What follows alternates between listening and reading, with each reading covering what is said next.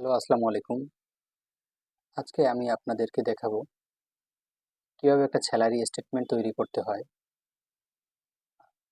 একজন ওয়ার্কারের বা একজন চাকরিজীবী যে জব করে মূলত তার স্যালারি স্টেটমেন্টটা যেভাবে তৈরি করতে হয়, যেমন বেসিক থেকে দেখা যাচ্ছে আপনার বেসিক থেকে সে 30% মেডিকেল অ্যালাউন্সমেন্ট, তারপরে দেখা যাচ্ছে ট্রান্সপোর্ট অ্যালাউন্স, তারপরে হাউস রেন্ট, এরকম। তো দেখানোর জন্য চলেন আমি আপনাদেরকে নিয়ে যাই মাইক্রোসফট এক্সেলে। মাইক্রোসফট এক্সেলে আচ্ছা দেখেন, আমি এখানে salary statement for the month of December নামে কিছু ডাটা আগেই টাইপ করে বা রেডি করে রেখেছিলাম। তো এখন আমি আপনাদেরকে দেখাবো কিভাবে মূলত এই যে টোটাল যে স্যালারিটা একজন ওয়ার্কারে আসে, কিভাবে আসে সেটা তৈরি করে দেখাচ্ছি। তো দেরি না করে শুরু করা যাক। আচ্ছা, এখানে বেসিক, তো আমি লিখে নিই তার একজন, দেখেন এখানে আমি লিখেছি নেম, যেমন রহিম, করিম, সুমন, রিমন, এরকম চারজনের নাম লিখে রেখেছি। আমি তাদের জব ডিজিগনেশনটা লিখে নিয়েছি। Job job designation manager, assistant manager, executive, HR, এরকম। তো এখন আমরা ধরি ম্যানেজারের বেসিকটা হলো 30,000 টাকা, 30,000, সরি, ম্যানেজারের আমরা ধরে নিই 30,000 টাকা স্যালারি। আচ্ছা, তারপরে দেখা যাচ্ছে অ্যাসিস্ট্যান্ট ম্যানেজার আমরা ধরে নিই 25,000 টাকা বেসিক। তারপরে আপনার এক্সিকিউটিভ, তার আমরা ধরে নিই 20,000 টাকা বেসিক।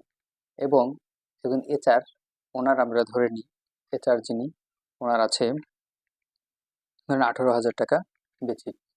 আচ্ছা, এখন আমরা তার যদি এরকম হয় যে তার হাউস রেন্টটা দেওয়া হচ্ছে তার বেসিকের থেকে 40%, মেডিকেল অ্যালাউন্সটা দেওয়া হচ্ছে তার বেসিক থেকে 10%, এবং ট্রান্সপোর্ট অ্যালাউন্স দেওয়া হচ্ছে তার বেসিক থেকে 5%।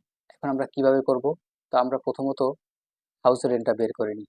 আচ্ছা, আমি হাউস রেন্টের ঘরে ক্লিক করলাম। এখন আমরা দিয়ে নিই ইকুয়াল টু দিয়ে আমি প্রথম বন্ধনী দিয়ে নিলাম। এরপরে বেসিকের যে ঘরটা আছে ম্যানেজারের 30,000 টাকা, 30,000 ক্লিক করলাম। এখন শিফট চেপে আমি গুণ চিহ্ন দিয়ে কত পার্সেন্ট বলেছিলাম, বেসিকের 40%। আচ্ছা, 40% লিখে 40% লিখে ব্র্যাকেট ক্লোজ করে এন্টার প্রেস করলাম। এখন দেখা যাচ্ছে সে তার যদি বেসিক হয় 30,000 টাকা, সে তাহলে হাউস রেন্ট পাচ্ছে কত, 12,000 টাকা। কারণ তার বেতনের কত পার্সেন্ট, বেসিকের কত পার্সেন্ট, 40%। আচ্ছা, এখন আমরা নিচের দিকে ড্র্যাগ করি, তখন দেখা যাচ্ছে টোটালি প্রত্যেক জনের বের হয়ে আসবে। এরকম আপনি 100, 200, 300 যতজন হোক না কেন তাদের সহজেই হিসাবটা বের করে নিতে পারবেন।